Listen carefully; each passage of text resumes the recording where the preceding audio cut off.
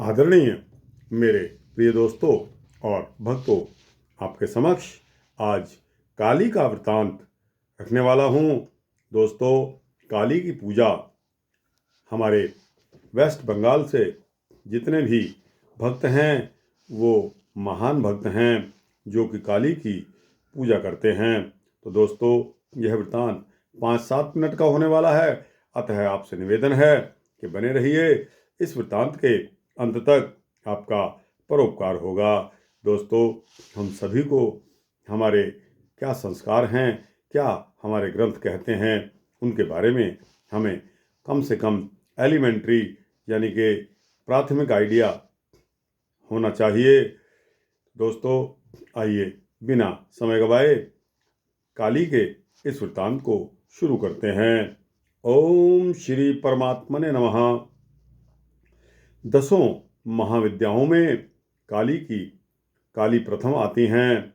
महाभागवत के अनुसार काली ही मुख्य हैं और उन्हीं के उग्र और सौम्य 2 रूपों में अनेक रूप धारण करने वाली 10 महाविद्याएं हैं। विद्यापति भगवान शिव की शक्तियां, ये महाविद्याएं अनंत सिद्धियां प्रदान करने में समर्थ हैं।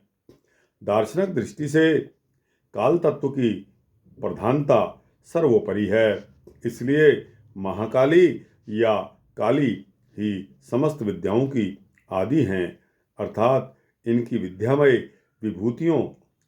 विभूतियां ही महाविद्याएं कहलाती हैं। ऐसा लगता है कि महाकाल की प्रियतमा काली ही अपने दक्षिण और वाम रूपों में 10 महाविद्याओं के नाम से विख्यात हुई हैं। बृहनी लतंत्र में कहा गया है कि रक्त और कृष्ण भेद से काली ही 2 रूपों में अधिष्ठित हैं। कृष्णा का नाम दक्षिणा और रक्तवर्णा का नाम सुंदरी है। दोस्तों, कालिका पुराण में एक कथा आती है कि एक बार हिमालय पर अवस्थित मतंग मुनि के आश्रम में जाकर देवताओं ने महामाया की स्तुति की। स्तुति से प्रसन्न होकर मतंग वनिता के रूप में भगवती ने देवताओं को दर्शन दिया और उनसे पूछा कि तुम लोग किसकी स्तुति कर रहे हो। उसी समय देवी के शरीर से काले पहाड़ के समान वर्ण वाली एक और दिव्य नारी का प्राकट्य हो गया। उस महातेजस्विनी ने स्वयं ही देवताओं की ओर से उत्तर दिया कि ये लोग मेरा ही स्तवन कर रहे हैं। ये काजल के समान कृष्णा थीं, इसलिए उनका नाम काली पड़ गया। दुर्गा सप्तमी के अनुसार एक बार शुंभ निशुंभ के अत्याचार से व्यथित होकर जब देवताओं ने हिमालय पर जाकर देवी सूक्त से देवी की स्तुति की, तब गौरी की देह से कौशिकी का प्राकट्य हुआ। कौशिकी के अलग होते ही अम्बा पार्वती का स्वरूप कृष्ण हो गया, जो काली नाम से प्रसिद्ध हो गया। काली को नील रूपा होने के कारण तारा भी कहा जाता है। नारद पांचरात्र के अनुसार एक बार काली के मन में आया कि वे पुनः गोरी हो जाएं। यह सोचकर वे अंतर्ध्यान हो गईं। शिव जी ने नारद से उनका पता पूछा।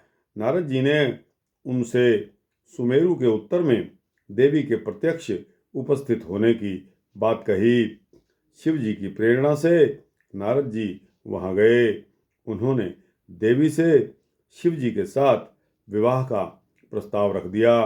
प्रस्ताव को सुनकर देवी क्रुद्ध हो गई और उनकी देह से एक अन्य षोडशी विग्रह प्रकट हो गया और उससे छाया विग्रह त्रिपुर भैरवी का प्राकट्य हुआ।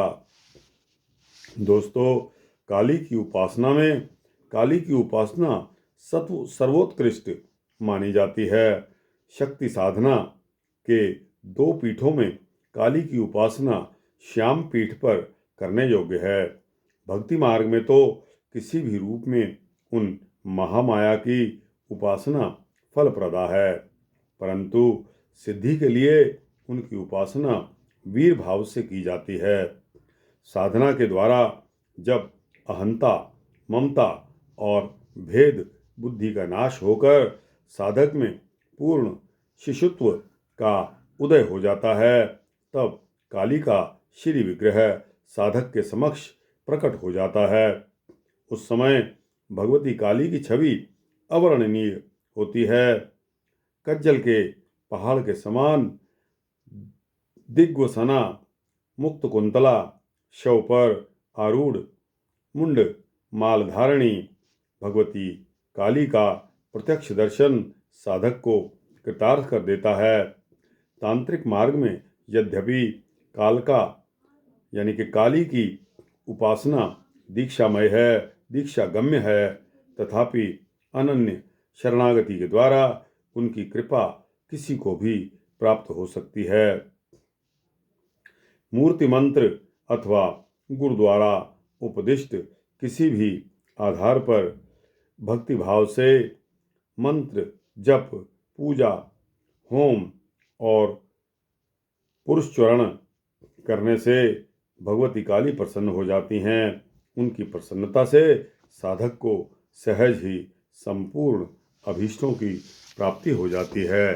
तो दोस्तों, यह सूक्ष्म वृत्तांत मैंने काली के संबंध में आपको बताया। दोस्तों, यह वृत्तांत यहाँ समाप्त होता है। आपको कैसा लगा? अच्छा लगा हो तो इसको लाइक और शेयर करते हुए अपने दोस्तों, भक्तों, मित्रों, जिज्ञासुओं को भेजना। दोस्तों, कमेंट सेक्शन में जाकर अपनी राय, अपने कमेंट्स अवश्य देना। और दोस्तों, इस चैनल को सब्सक्राइब करेंगे तो आपको इसी तरह के सूक्ष्म भक्ति वृत्तांत मिलते रहेंगे। जय माँ काली, जय माँ दुर्गा।